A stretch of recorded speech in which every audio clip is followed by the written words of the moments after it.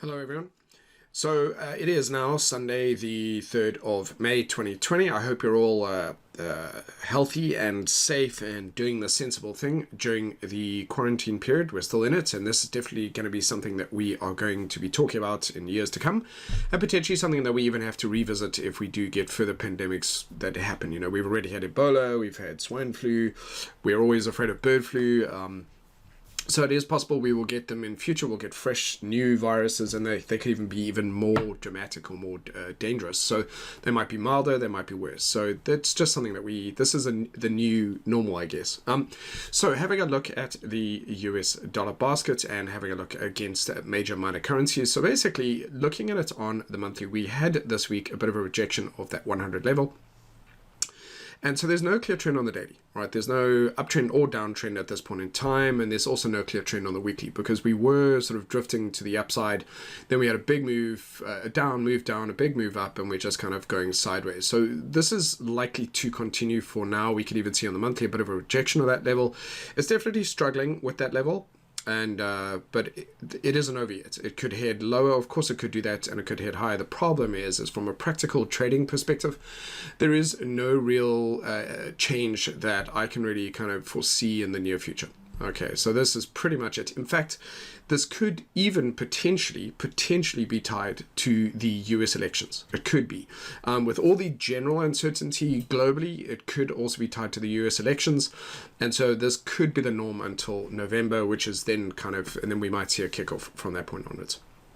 So then having a look at the euro dollar, again, you could just see here on the weekly, this is what I'm looking at. There's no clear trend there, although there is a general drift to the downside, as there is with the US dollar basket, a general drift to the upside.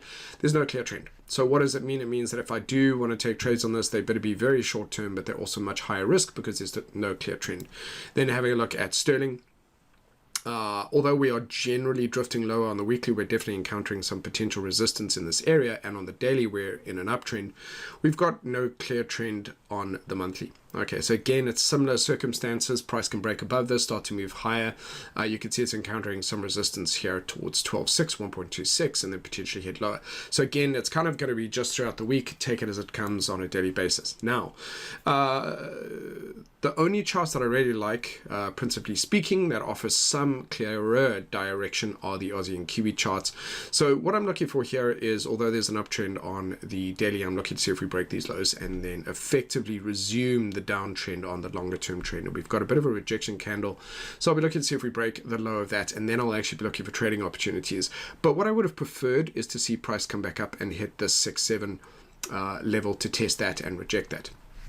However, this is something I'm prepared for, as a break or the low and this downtrend to resume, and so I'll be keeping an eye on the daily. But that is something that looks quite appealing to me. It does support a stronger US dollar if that happens. Kiwi is also not really trending very much. So basically a lot of it's likely that because of the economic impacts of the pandemic, that everything is effectively now on ice.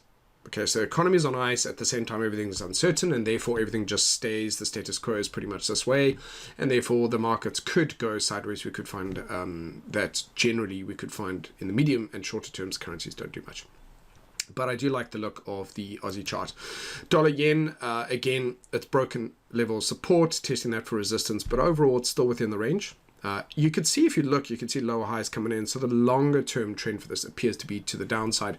And actually it's very similar with dollar Swiss. We've had in previous years, for newer traders, you wouldn't really necessarily recall this, but the Japanese and the Swiss used to intervene in their currencies in the last decade or so, and a previous decade, just because of kind of trying to slow the economic impacts of ever strengthening currency, which could impact them.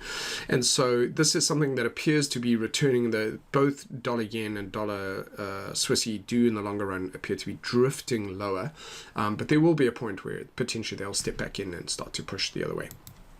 Dollar CAD, No clear trend at the moment. It's actually looking, it had a really nice bullish support of 1400, 1.4, and it is potentially wanting to test that level again. So could find that in this particular case, the Canadian dollar, Canadian currency is weakening against the US dollar. So again, out of all of those, I'm not really expecting too much. Might be intraday trends, but shorter term bursts. Not really looking to see anything establish itself just yet.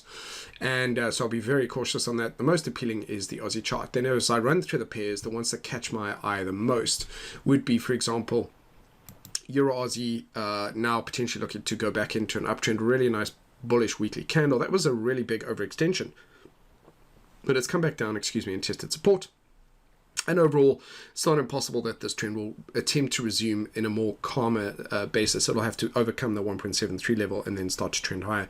It'll be the same, for example, potentially with Pound Aussie. So again, although that's in a daily downtrend, it's got a really nice reason to potentially maintain that longer term monthly uptrend. So again, it's the Aussie charts that for me offer the best. Then looking at, say, Aussie Kiwi within a range, not looking that great. Daily trend, I'll stay away from that. But Aussie Yen, I really like the look of this. It's come back into the moving averages. This was something I've been waiting for a while, back to a nice round number. And looking for that daily to turn around and head into a downtrend. Again, I would have preferred for this to come back and test this very strong historic support level. Would make much more sense. But if it's ready to turn, it's ready to turn. Aussie Swissy, same thing again. Really like the look of that. So again, it's the Swissy pairs and the Aussie pairs that for me look to be the most appealing. Aussie CAD as well. So Aussie CAD not as much as Aussie Swissy. These are for me going to offer some of the best opportunities. Just looking again at Kiwi Yen may also do a similar move. Kiwi Swissy probably also something similar. So that means intraday opportunities on the 4 hour, looking and expecting that to start to head lower. It'll have to break through some local support on the lower time frames, but that looks good. And that's it. There's really not much else that grabs my attention. I could say overall CAD Yen, some of the Yen pairs are looking bearish. Those charts might be heading lower. Some of the Swissy pairs looking very bearish on those weekly candles. So the nicest looking charts for me are going to be the Aussie crosses with the Swissy and Yen pairs, and or just against the dollar. So Aussie principally followed by Swissy and Yen.